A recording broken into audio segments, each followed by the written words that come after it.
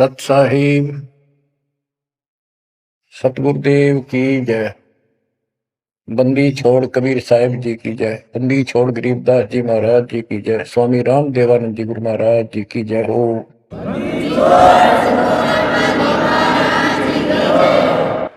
सर्व संतों की जय, सर्व भक्तों की जय, धर्मी पुरुषों की जय। श्री काशी धाम की जय, श्री सुडानी धाम की जय, श्री करोथा धाम की जय, श्री बरवाड़ा धाम की जय। सत साहिब गरीब नमो नमो सत्य पुरुष को, नमस्कार गुरु के नहीं। सुर नर मुनिजन साधु संतों सरस दीन। सतगुरु साहिब संत सर दंडवतन प्रणाम। आगे पीछे मत हुए किनको कुर्बान। कबीर सतगुरु के उपदेश का सुनिया एक विचार। जय सतगुरु मिलते नहीं, जाते नरक द्वार।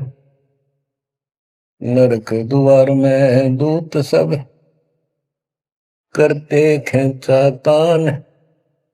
उनसे कभू नहीं छूटता फिरता चारों खान। कबीर चार खानी में भरमता, कबहू न लगता पार। सो फेरा सब मिट गया मेरे सतगुरु के उपकार।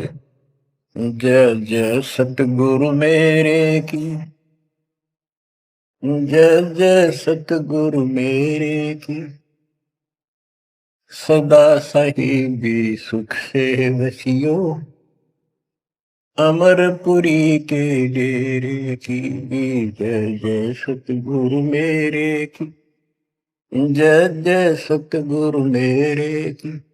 सदा साहिबी सुख से वसियो, सतलोक के डेरे की। निर्विकार निर्भय तू ही और सकल वैमान।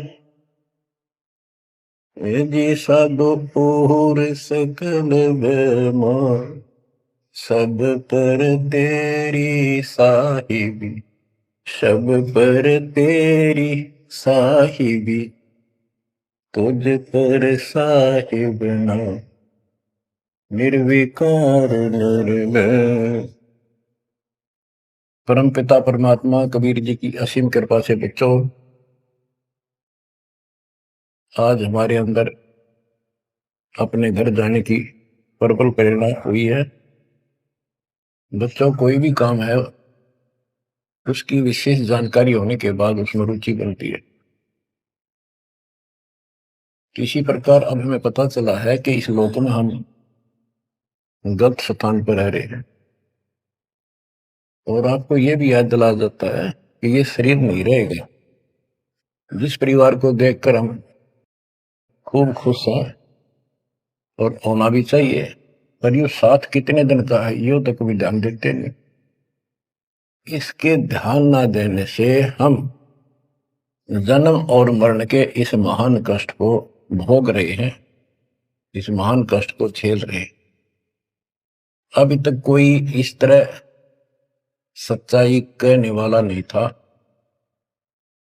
जैसे कोई यूं कह देता ना, भाई ऐसे ऐसे वो हो सकता है, मृत्यु हो जाएगी, तो यूं कहा करते भाई, तो भाई ये बात ना बोला, मृत्यु हो जाएगी, अच्छी बात बता।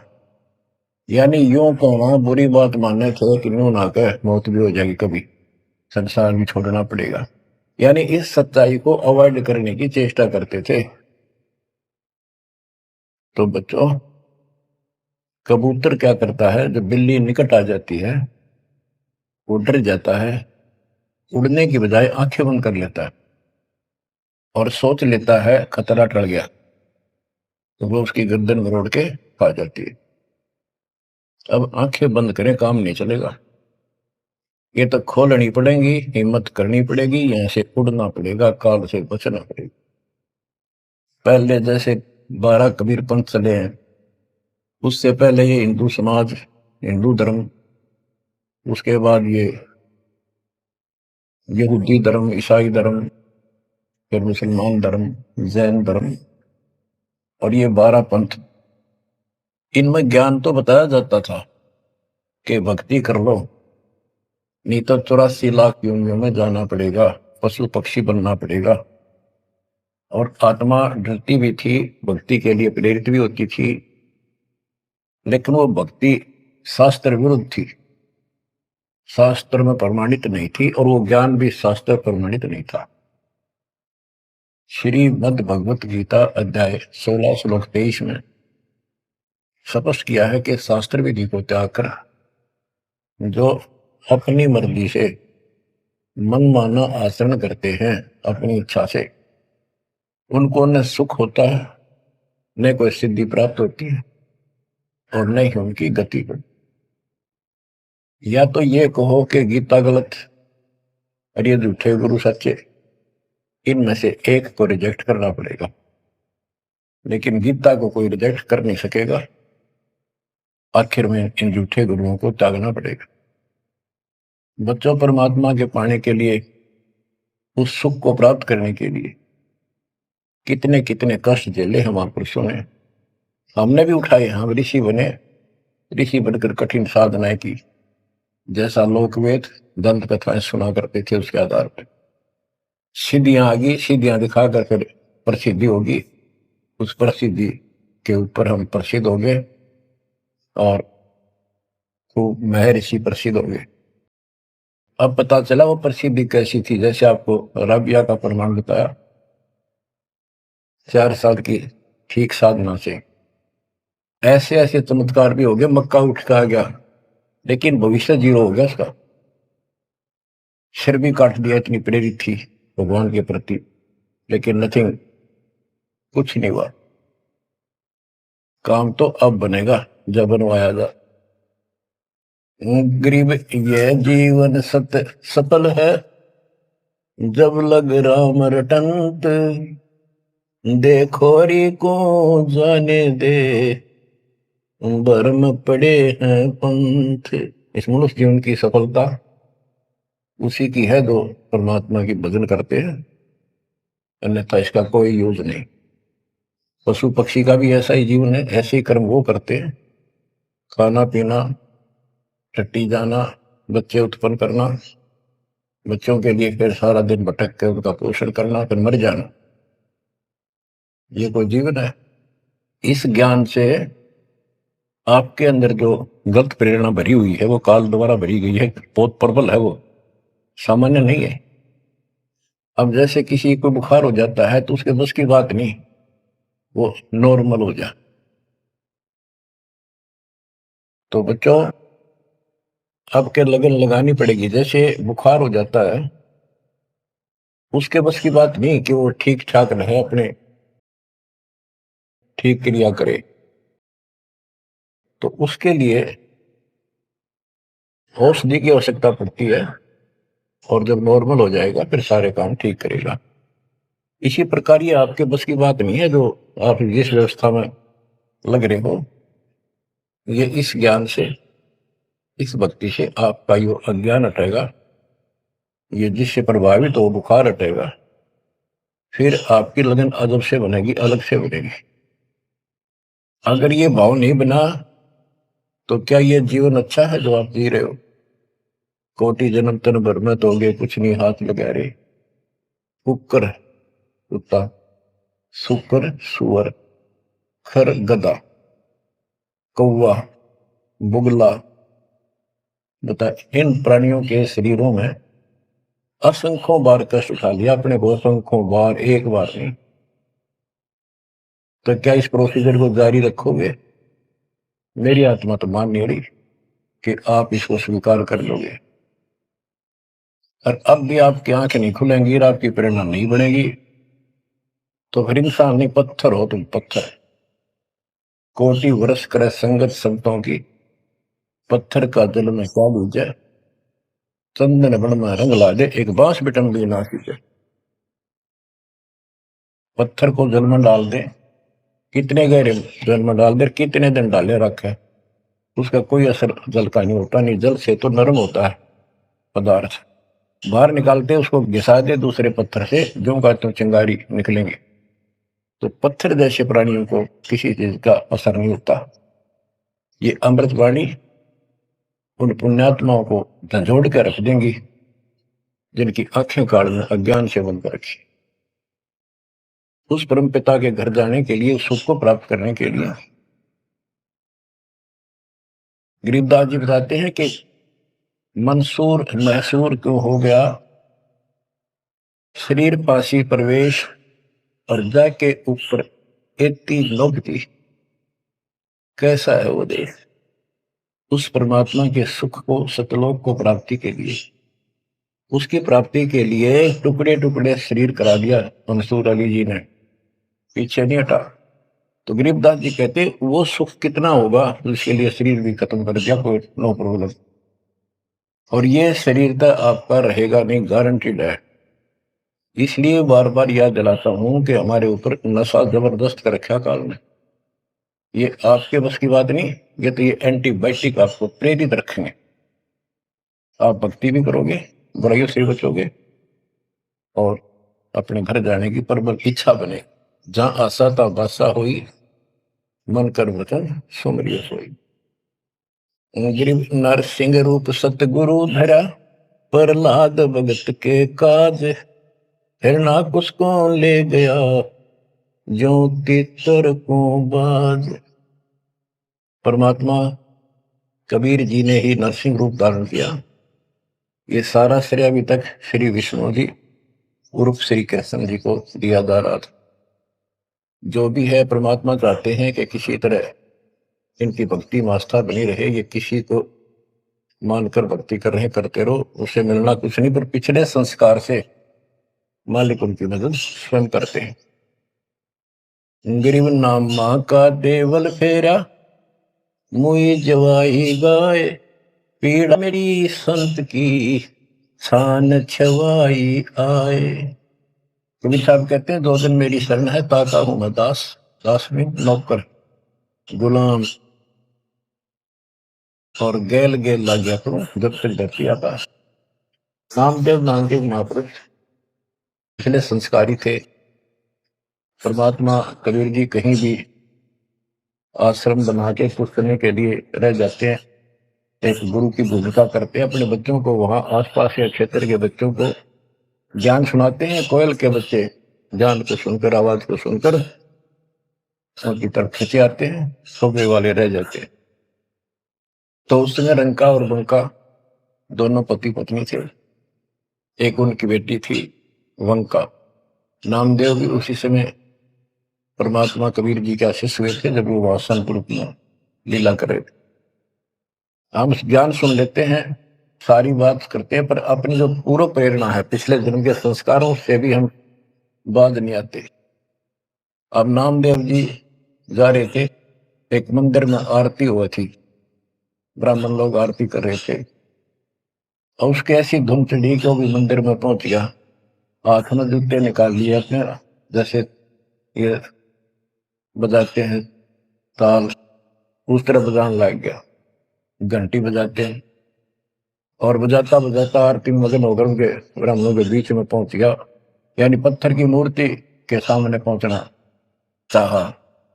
पंडितों ने पकड़ कर उसको मंदिर के पीछे फेंक दिया। ये शूद्र छोटी जाति का समेत जूतों में आ गया, हमारा धर्म भ्रष्ट कर दिया, हमारे भगवान को इसने रुष्ट कर दिया। तो परमात्मा, वो तो फिर भी पड़ा पड़ा मल की आरती कर रहा था, जो लगी थी दाता में। परमात्मा उस मंदिर का मुंह नामदेव की तरफ कर दिया, और पंडित पिछली साइड में खड़ी घंटी बजा रहे थे। आश्चर्यचकित हुए। तो एक दिन नामदेव रंका बंका के घर गया, तो उस दिन वंका लड़की, रंका और बंका जंगल में लकड़ियां लेने गए हुए थे, पीछे वो लड़की अकेली थी। वो कोई पट्टी तैयार कर रही थी, जैसे किसी को चोट लग जाकर, हल्दी वगैरह लगा कर। नामदेव बोला, बहन किसको क्या हो गया, किसको चोट लगी, किसके लिए पट्टी बना रही हो। उनका बोली, रे नामदेव तू गुरु जी ज्यादा दुखी ना करा कर, तो भाई मर्यादा में नहीं रहता,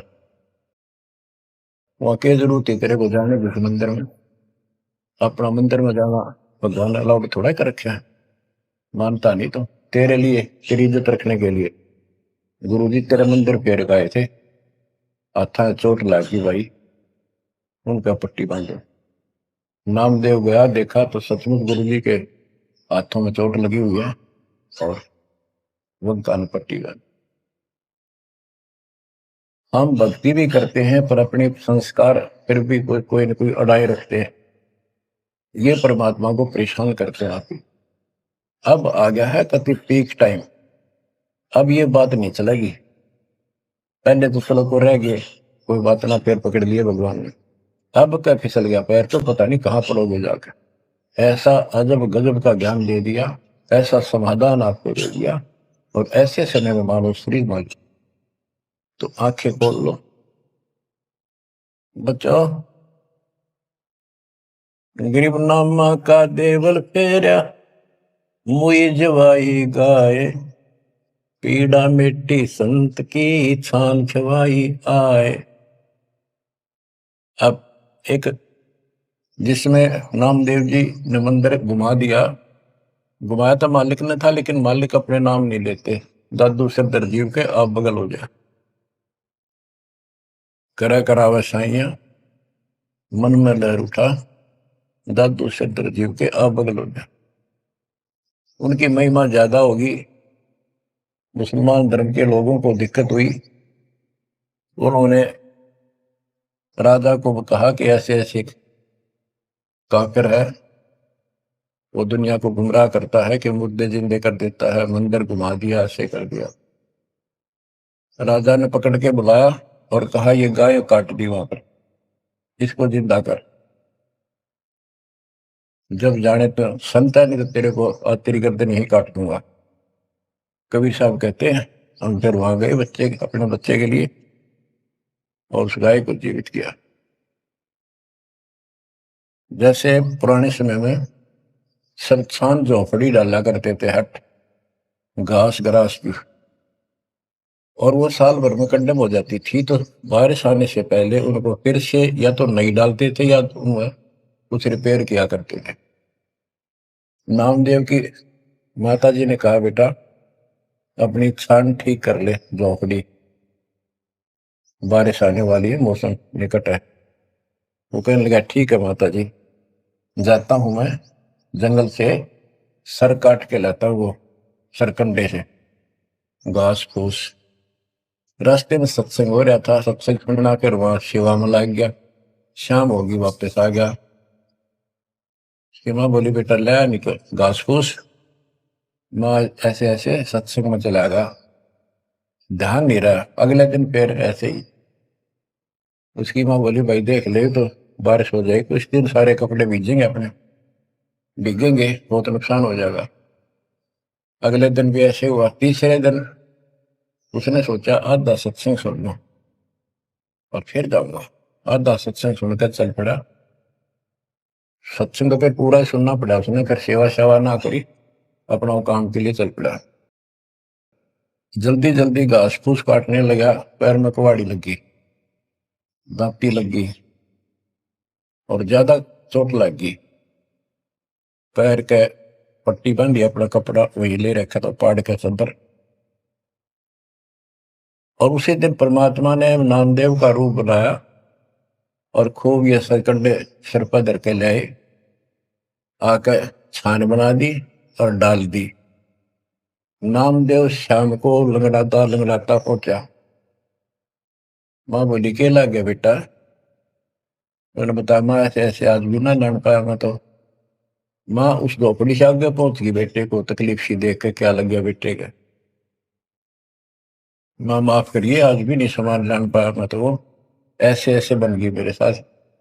कोशिश करूँ था जल्दी जल्दी काटूं, माँ दुख पाओगी, मेरे तो पैर में कुहाड़ी लगी है, दांती लगी, चोट लगी और चला भी नहीं जाता। माँ ठीक होती बनाऊंगा झोपड़ी। उसकी माँ उसके मुंह की तरफ फेंक के बेटा क्या बोल रहा है तू? तो अभी तो आया था झोपड़ी खुद बना के गया। बेटा क्या कह रही है, चोट कब लगी तेरे? नामदेव निकट आया, देखा ताजी झोपड़ी बना रखी है गजब के सरकंडे लाके। ऐसे तो आसपास की तो थे भी कोनी ऐसा घास फूस। नामदेव खूब रोया बैठे। माँ भगवान थे, परमात्मा थे वो तो।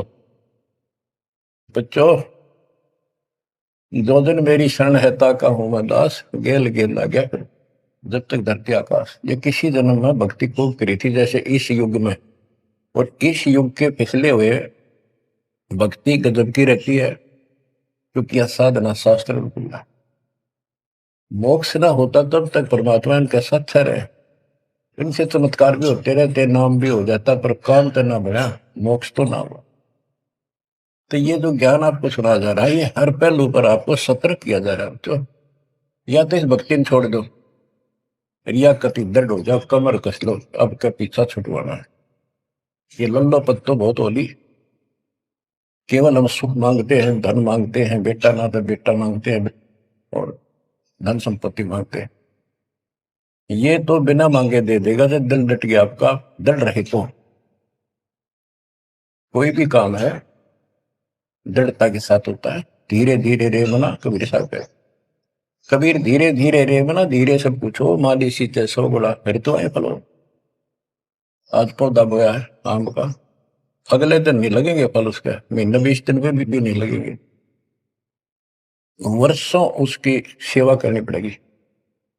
एक बार पेड़ बन जाने दो, फिर देखना आपको छाया भी और फल भी इतने देगा, आप भी खाइयो, रिश्तेदारों को खिलाइए। इसी प्रकार से भक्ति रूपी पेड़ को, पौधे को पेड़ बना लो। दास देख रहा है, दास ने शुरुआत जब की थी उनकी क्या स्थिति थी मेरे बच्चों भक्तों की।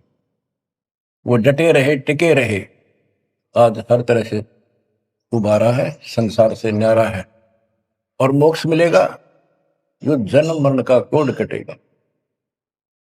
गरीब कबीर के सो बंजारा हुआ, आप भक्ति के हेत कंकर बोई जान के, धना भगत के खेत। धन्ना भगत जी बहुत जबरदस्त लगन की लगी हुई थी उनकी, बहुत जबरदस्त भगत थे।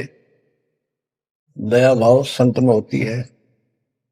बारिश हुई, बीज सभी किसान ज्वार बीजने चल पड़े। तन्ना की पत्नी ने भी ज्वार दे दी 5 किलो, अल्ले खेत में बो के आओ। भगत जा रहा था बैलों को साथ, बैल लेकर के, हल लेकर के। रास्ते में 4-5 भगत भूखे थे, बैठे थे। अब भगत स्वाभाविक साधु संत को देखकर राम राम करी उसने, बैल खड़े कर दिए, बैठ गया 2 मिनट भगवान से। सुबह सुबह पता चला कि उन्होंने 3 दिन से भोजन नहीं खाया था और मरने के कगार पर।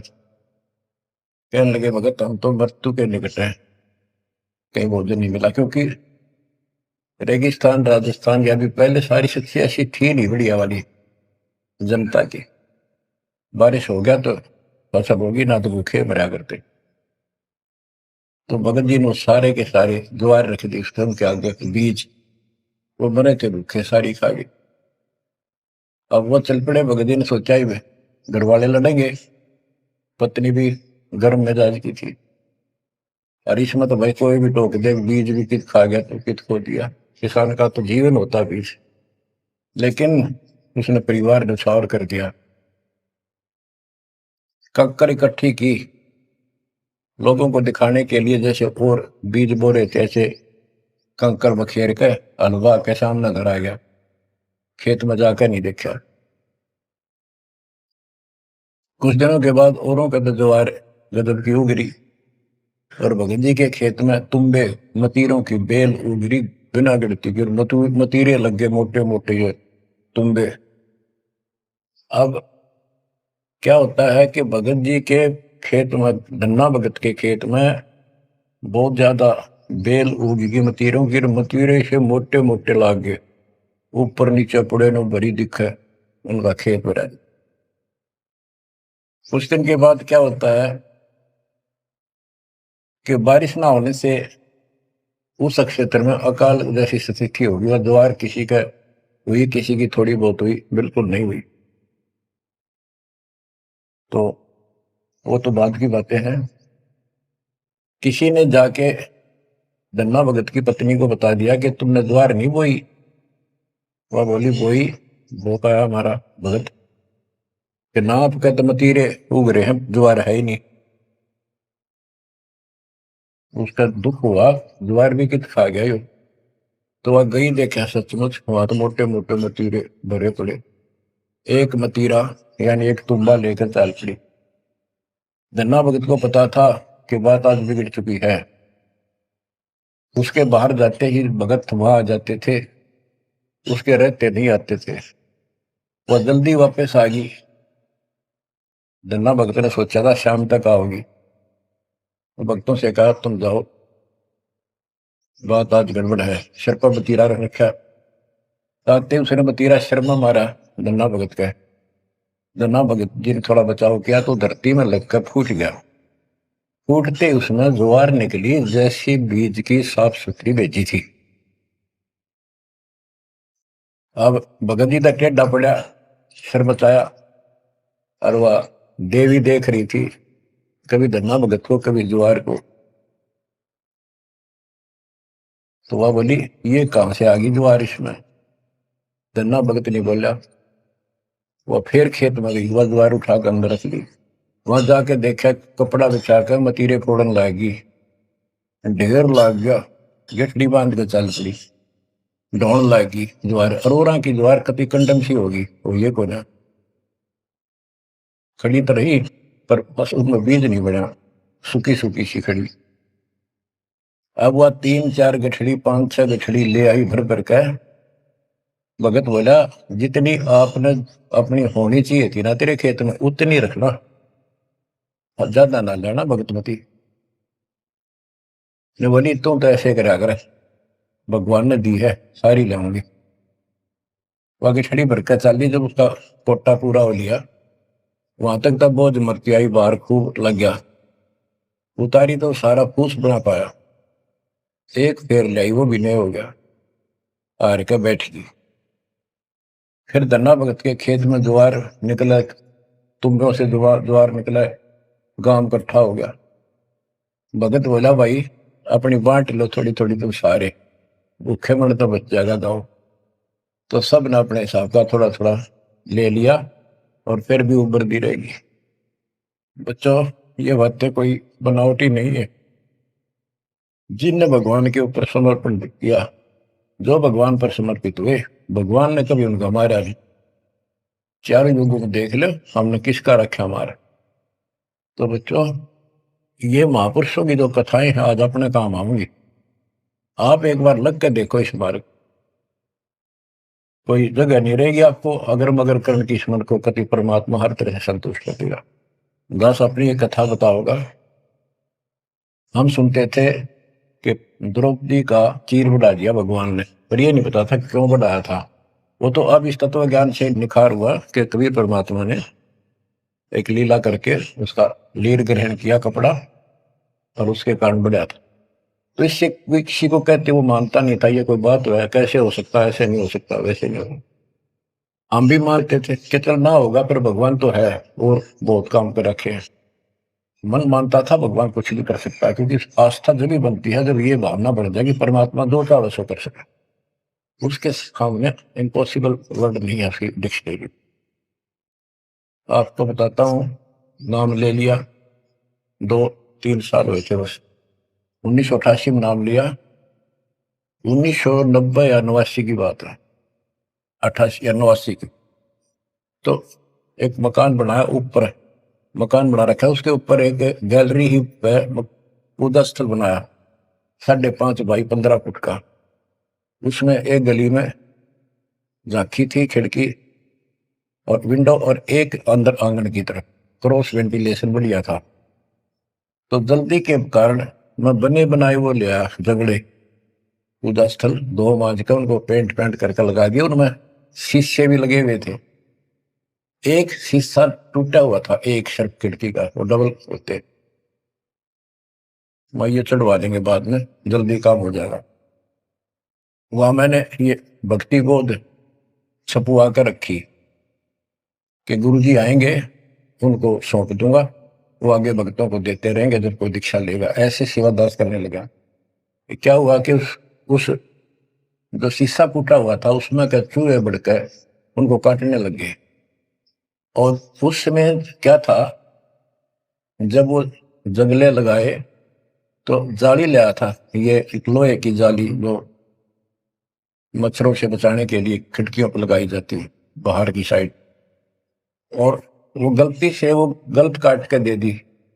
मैं वो साइज लिख के उस लोहे की दुकान पर दिया, भाई ये काट के तैयार कर दे, इनका बिल बना दे। मैं और सामान लेकर वापस आया, उसने बांध के लपेट कर रख रखी थी, मैं उठाकर चला आया पैसे देकर। आके मैंने कहा ले भाई लगाओ। तो ये बड़ा लड़का, अरे एक वहां किराएदार रहता था, वो बोले हम लगा देंगे। कील क्या सारी ला रखी थी, उन्हें सीढ़ी लगाई। मैं तो चला गया उनको कह के, शाम में आया तो कोई नहीं लगा रखी। पूछा भाई कारण क्या था, क्यों नहीं लगाई? उन्होंने बताया कि छोटी है, बराबर में छोटी रहेगी, कम से कम 9 इंच छोटी। वो लिखा था मैंने 3 फुट 9 इंच, उसने 3 फुट काट दी, या नौकर ने देख के काट, या गलती लगी जैसे भी। फिर मैंने सोचा भी छोड़ो भाई, अब किसके साथ मत्था मारे जाकर, वो कहेंगे तेरी गलती है, आपने यही साइज बताया था। मैं इस चक्कर में नहीं पड़ा करता। मैंने वो उठा कर स्टोर में डलवा दी। एक सीजन बारिश का ऊपर का उतर गया। फिर वो नित्यनेम छपवाई पुस्तक, फिर उसमें चूहे बढ़ने लगे। कपड़ा बांधा, कपड़ा काट दिया। ये मन में था कि वो जाली तक पूरी है नहीं। फिर दिमाग में आई भाई ऐसे करो, इस एक खिड़की में दिक्कत है, इस जाली को ऊपर नीचे करके दोनों को एक में सेट कर दो।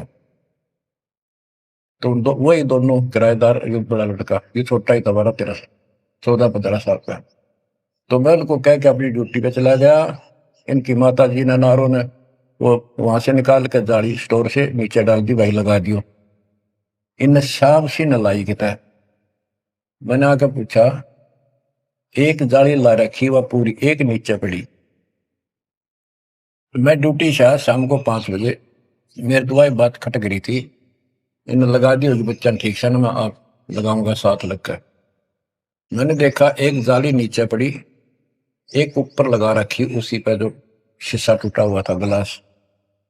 वो गिलास लगवाने की टाइम नहीं मिल रहा था, क्योंकि दूर मेरी ड्यूटी थी, कौशली साइड में हेडक्वार्टर था, 77 किलोमीटर जाना था। ये ऐसा था ही जुगाड़ करना चाहा था मैं, कर दे फिर आराम से कर लेंगे।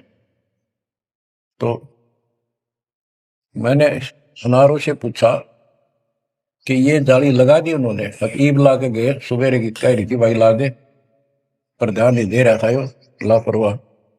कि देखा गाने वाला पापा ने फटाफट बुला कर नील को लगवा दी। मैं बोला जाली ये और ले आए क्या? ये बोला नहीं और तो नहीं है, ये तो वही है जो ऊपर डाल रखी थी स्टोर में। मैंने ये सुबह आपके दादी इनको कह दी कि भाई ये रखी, लाओ जब ला दी। मुझे विश्वास नहीं हो रहा, तू सच्ची बता, ये बदलवा तो नहीं डाय इसको?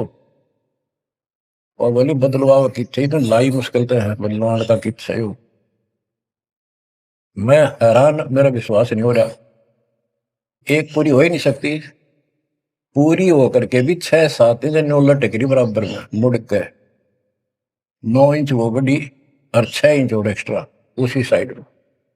दूसरी देखी, दूसरी भी गए। फिर इसने दया में ढूंढ गए, बड़े लोग खेल खेल रहा था कितना। मैं बोला तू ये बता, ये जाली बदलवा के लाया है कि वही है? वही है, मेरी मां ने उतार के यहाँ डाल रखी थी, हमने ला दी। मैं मेरी कसम खा, कबीर साहब की कसम खा। बच्चों, वो दिन है आज, इतना गजब का विश्वास कर दिया जाता। बात कुछ नहीं थी, बात और भी लाई जा सके थी, लेकिन वो दिखा दिया, कपड़ा छोड़ हम लो बढ़ा जा। इस मालिक कबीर साहब ने लोहे की जाली बढ़ा दी, वो आज भी विद्यमान है। एक तो उनमें से वो मकान बेच दिया था इसने, वीरेंद्र ने, मेरे यहाँ इस मार्ग पाने के बाद। जिसने लिया वो भगत, उस भगत ने वापस डोनेट कर दिया कि ऐसी अनमोल पूंजी को मैं सुरक्षित नहीं रख पाऊंगा, आपको वापस दे। आज वो फिर वही है, बस जाली लगी हुई है, हमने भी उसमें सफाई किया नहीं है अभी, क्योंकि हमें थोड़ा सा फुर्सत अच्छी होगी, यहाँ से निपटेंगे मिशन को पूरा करके, उसको फिर याद के रूप में रखेंगे। तो बच्चों, विश्वास रखो इस मालिक पर, कहे कबीर सुनो भी साधो मैं तो हूँ विश्वास, और गलत साधना करने से कुछ नहीं मिलेगा। क्या बताते हैं, गरीब कबीर के सो बंजारा हुआ, आप भक्ति के हेत काकर बोई जान के, धना भगत के खेत। वहां काकर से अन्न हुआ, कंकर से, वहां काकर से अन्न हुआ, वहां केसों से हुआ कबीर, वार पार पावे नहीं गति कुछ गहर गंभीर। अब नकली गुरुओं के कारण ये सारा अध्यात्म ज्ञान नष्ट होया पड़ा था, उसके बारे में कबीर साहब बताते हैं, गरीबदास जी बताते हैं, गरीब विष्णु त्रिलोकी नाथ के परचे कोटि अनंत, भगत वत्सल भगवान है क्यों निंद है संत। यानी भगवान में आस्था बनाए रहने के लिए परमात्मा ने इन पर विष्णु जी को निमित्त बनाकर लीलाएं की। कहते हैं इनको विशेष वो ना समझो, ये भी अच्छी आत्मा है, तीन लोग के नाथ हैं। अब जैसे कोई मंत्री है, उसकी भी पावर होती है, उसको ये कहना तो कुछ नहीं है, प्रधानमंत्री सब कुछ है, ये तो लड़ाई वाली बातें हैं। ये तो सतीथी बताई है, इनकी इतनी औकात है, इतनी ताकत है, उनकी इतनी है, इनसे हम दूर नहीं हो सकते, और इनको एज ए ईस्ट पूज भी नहीं सकते कि ये करतार बने हुए हैं अपने आप, ये वो करतार नहीं जो होना चाहिए। गरीब करता ऊपर चोटे है, कहते हैं करतार, मूल लह नहीं मूर्खा गिनते हैं क्यों डारे। कि जितने करतार अपने आप बना रखे तुमने, राम कृष्ण विष्णु, ये फिर कितने बना रखे। कर्ता ऊपर चोट है, जो एक करतार को छोड़कर अन्य जो कर्ता बनते हैं उनकी दुरुक्ति होती है। रामचंद्र देख लो, सारी उम्र दुखी रहा और कर्ता बन रहा था, लोग भगवान के थे भी मान लेता था, आजीवन कष्ट रहा, अंत में सरयू नदी में जल समाधि ली, डूब का मेरा। कृष्ण जी सारी उम्र दुखी रहा, सुख का सांस कभी नहीं, कभी कंस, कभी केसी, कभी चाणूर, कभी कुछ पूतना, और आखिर में दुर्वासा के श्राप से कुल उनके सामने नष्ट हो गया। जिसका कुल सामने मरे है और पश्चात वो जीव है, सबसे निर्भाग आदमी है, सब कष्टों को देख कर रो रो के टाइम काटा, आखिर में एक विषाक्त तीर से मारेगा, विषाक्त जहर से बुझे हुए एरो तीर से मारेगा। अब क्या बताते हैं, गरीब करता ऊपर चोटे है, कहते हैं करतारे, मूल लह नहीं मूर्खा गिनते हैं क्यों डारे। के मूल की पूजा क्यों नहीं करते, डालियों ने क्यों गिनते फिर हो तुम, कितने भगवान है, कितने टहनी है। मूल से सब कुछ होता है। गरीब सतगुरु साहिब एक है, दूजा भरम विरोध, बिन सतगुरु सूझे नहीं, चाहे पढ़ो 18 बोध। गरीब गल गोटा गुरु आखने, फांसी दे अड़ाए, द्वादश तिलक बनाए कर चंपुर दे धकाए। कि ये इंसान का नाश करने, मनुष्य जीवन को बर्बाद करने वाले, ये बाह्य दिखावा करके द्वादश तिलक 12 तिलक बना लेंगे, कंठी माला पहन लेंगे, लाल कपड़े, बड़ी बड़ी दाढ़ी मूछ उठा लेंगे, या घुटन घोट हो जाएंगे, मूड में डालेंगे। ये गल गोटा है, ये काल की फांसी लिए फिर रहे, झूठी साधना करवा के। कहते द्वादश तिलक बनाए कर लोग इन पर कुर्बान हो जा, साधु है, और जमपुर दे धक्का, यानी उस नरक में धक्के ते ठोक दे, या साधना गलत पे जाएगा फिर वहां। गिरम झूठे गुरु का नाक ले, फिर श्रवण और नैन, सतगुरु बोले साखिए, दूर कर पोकट फैन। कहते नकली गुरुओं का, इनका जूते मारे, नाक काटे, यानी कहने का भाव है कि इनका बच जा, दूर हो जा, फूक दे। फूकना मतलब ये नहीं आग लगा दे या उन्हें मार दे। उन्होंने क्या आग्रह कैसे, यह कहावत हमारे यहाँ कि इसने फूक दे एक तरफ, जैसे कोई सामान मंगाया, इसकी जरूरत नहीं, कौन ठाला है ना, फूक एक तरफ, यानी पटक दे दूर। एक गरीबदास जी कहते हैं झूठे गुरु के नाक कान काट दे। इसका अर्थ है कि उनको कति वहां से अपने से दूर कर ले। गरीब झूठे गुरु को झटक दे, से स्वामी को फूक, या मैं दोष जरा नहीं, शब्द कहा हम कूक। गरीबदास जी बताते हैं झूठे गुरु को झटक दे, और जो नकली शिष्य उनकी मान नक चपके बैठे उन्हें भी फूक। फूकने का मतलब ये नहीं उन्हें मार दे कि पड़े रहने दो। गरीब पीछे गई सो जाने दे, ले रहती को राख, उतरी लाभ चढ़ाई यो करो अपूठी चाक। गरीबदास जी कहते पीछे जो होई सो हुई, उसने भूल जाओ, अब शेष बचे जीवन में संभाल लो। उतरी लाभ चढ़ाइयो करो अपूठी चाक। जैसे हम सत भक्ति ना करने से हमारे सारे काम बहुत खिंचके होते ही नहीं, परेशानी रहती है। और जब सच्चा गुरु मिल जाता है वही काम फटाफट होने लग जाते हैं। पुराने समय में कुएं से जल निकाला करते थे, सिंचाई का काम भी कुओं से होता था, उसमें बैल जोड़े जाते थे, एक लाव होती थी, लाव, वो डोल नीचे जाता था, एक लकड़ की पुली होती थी, लोहे का इतना सिस्टम नहीं था, फिर लोहे की बनने लगी थी पुली, उसके ऊपर वो लाव यानी रस्सी, मोटी रस्सी होती थी, बढ़िया मजबूत। वो पुली से नीचे उतर जाती तो अब पुली घूमती नहीं, वो फिर कैसे होती थी, वो घूमती नहीं और अड़का खड़ा हो जाता नीचे, रस्सा गिर जाता साथ में। फिर उसको कहते ऊपर रख, फिर से पुली पर रख, और फिर खींच, आसानी से घूमेगी और फटाफट पानी निकला होगा। कि शास्त्र विरुद्ध साधना करके भक्ति से दूर होकर भगवान से तुम दुख पा रहे हो, फिर से भक्ति शुरू कर दो, फिर आपको सुख। गिरिव पीछे गई सो जान दे, ले रहती कुआख, जो शेष बचा जीवन इसको संभाल ले रख। उतरी लाभ चढ़ाई यो करो अपूठी चाख। गिरिव बोए बिन पावे नहीं, जीवित कैसा योग, 84 आसन करे मिटे न संसार शोक। के जीवित मरे बिना परमात्मा प्राप्ति नहीं होगी। तुम जैसे बकवादों में लग रहे हो, जीवित कैसा योग, ऐसे भक्ति नहीं पड़ेगी। और जो 84 आसन कर करके लोग दिखावा करते हैं, इससे मोक्ष नहीं है। गिरिव पंचअग्नि पाखंड है, मौनी तपे आकाश, झरने बैठे क्या हुआ, क्या जी में पंच गिरास। ये 5 धूने लगा के बीच में बैठ जाती है पाखंड करने के लिए। इन मकला इतनी है ज्ञान नहीं इनको। कोई मौन रखता है, कोई तप करता है, मटके घड़े के अंदर सुराख करा के एक टपाई कर रख के 40 दिन सर्दी के महीने में 100 मटके डेली पानी के अपने सिर पर डलवाता है। और वो बड़े बड़े गांव के लोग उस पाखंडी के चारों तरफ परिक्रमा करते हैं।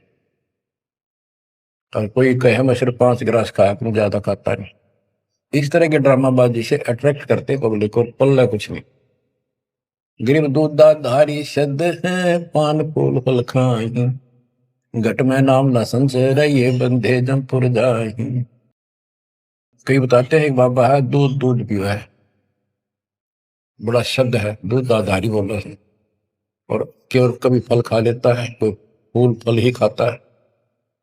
तो गरीबदास जी कहते हैं गरीब दूध आधारी शब्द है ये, पान फूल फल खाई, घट में नाम न संचय रहे बंधे जमपुर जाई। सच्ची भक्ति है नहीं, सीधे नरक में जाएंगे। गरीब चुंडित मुंडित भद्रा, मोनी मैल न पावे, धूमर पान ठडे सरी, ये 2 जग धक्के खा।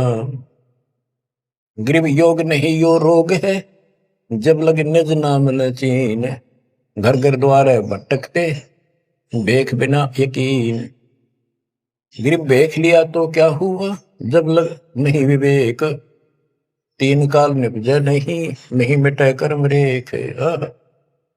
के चुंडित मुंडित जैसे बड़े बड़े सिर पर जटा रख रखी है, दाढ़ी बढ़वारी, माला मूला पहन गए, बाहर पहिए ड्रामा खोल कर रखा है, लाल कपड़े पहन रखे, या कति गोट करवा रखा, मुंड मुंडवा रखा। कहते हैं इनसे कुछ नहीं मिलना, कोई मौन रखते हैं। गरीब चुंडित मुंडित भद्रा, मोनी महल में पावे, धूमर पान ठडे श्री ये दो जग धक्के खाओ। ये धूमर पान करें, नशे करें, 100 रुपए की मारे चलम भर कर ढूंढ उठा दे, ठडे श्री खड़े हो गए तप करते, कहते 2 जग में धक्के खाओगे, नरक में जाएंगे। बच्चों, ये मूल ज्ञान है, ये तत्व ज्ञान, और ये जो ज्ञान आपको दिया जा रहा है आपके लिए वरदान होगा। ये कबीर साहब की गिफ्ट है। इस रजा को संभाल के रखियो, इसको हल्के में ना दियो बच्चों, कुर्बान हो जाओ। ये धंधे करते था सिंधन हो गए, कितना पुराना पट्टा।